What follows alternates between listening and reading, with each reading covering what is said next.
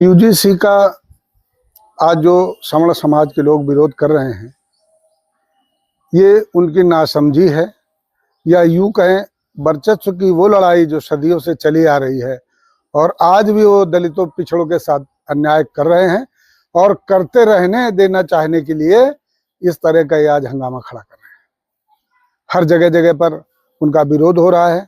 एक तो सरकार बात कर रही है सबका साथ सबका विकास की, सरकार हिंदू धर्म की बात कर रही है और यहाँ कुछ ओछी मानसिकता के लोग हैं जिनकी कुत्सित विचारधारा है, वो लोग आज समाज में भेदभाव बंटवारा करने का काम कर रहे हैं। जब भी आरक्षण की बात आई, इस सवर्ण समाज ने खुल करके उनका विरोध किया। पिछड़ों दलितों को उनका अधिकार न मिले, इसका वो जबरदस्त तरीके से संगठित गिरोह बना करके और उस पर धरना प्रदर्शन और अगुवाई करके समाज को दबाए, सदियों से दबे हुए समाज को दबाए रखना चाहते हैं। खुद 15% होते हुए इस देश में 15% आबादी है सवर्णों की, उसमें उन्होंने 10% ईडब्ल्यूएस आरक्षण लेकर के अपने आप को और आगे हर जगह पर स्थापित करने का काम किया। उसका उन्हें कतई गुरेज मलाल नहीं है, लेकिन 54% ओबीसी की आबादी को सिर्फ 27% आरक्षण पर उनका विरोध है। दलितों की 27% 25% आबादी पर उनको 22% आरक्षण पर इनका विरोध है। आखिर ऐसा क्यों? ये क्यों नहीं समानता चाहते? आखिर सरकारें जो नियम कायदा कानून बनाती हैं उनको ताक पर रख करके उनके सबके ऊपर सर पर बैठ करके ये इस तरह की कार्रवाई करते रहने देना चाहते हैं कि हम हमेशा से दलितों को पिछड़ों को सताते रहेंगे। हमारा कोई कुछ न बिगाड़ पाए, हमारे लिए न कोई कानून हो न कोई हमारे लिए जेल और वो उस तरह कोई व्यवस्था हो।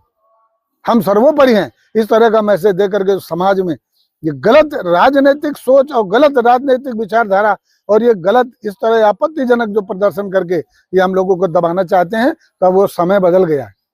अब सारा समाज शिक्षित है और हर समाज अपने अधिकार की बात कर रहा है। अगर अपने अधिकार की बात करना अगर बगावत है तो समझो हम भी बागी हैं।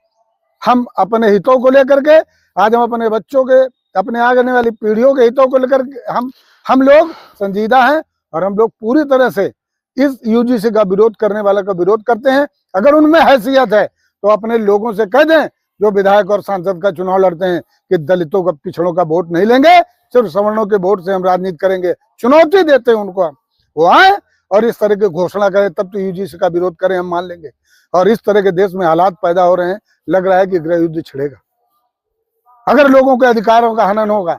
आज जितनी भी यूनिवर्सिटियां हैं शिक्षा के क्षेत्र में, कहीं भी बता दीजिए एक भी ओबीसी और एससी का आज वीसी हो, वाइस चांसलर हो, जितने भी संवैधानिक पद हैं कहीं भी इस तरह के बीसी और ओबीसी और एससी के लोग बैठे हों या सरकार ने बैठाया हो। सिर्फ धोखा, सिर्फ दिखावा और छलावा, सबका साथ सबका विकास। आज भी लेटरल एंट्री से तमाम आईएएस भर्ती करके पिछड़ों के और इनके ओबीसी के दरवाजों को, आरक्षण के दरवाजों को बंद करने का काम किया गया।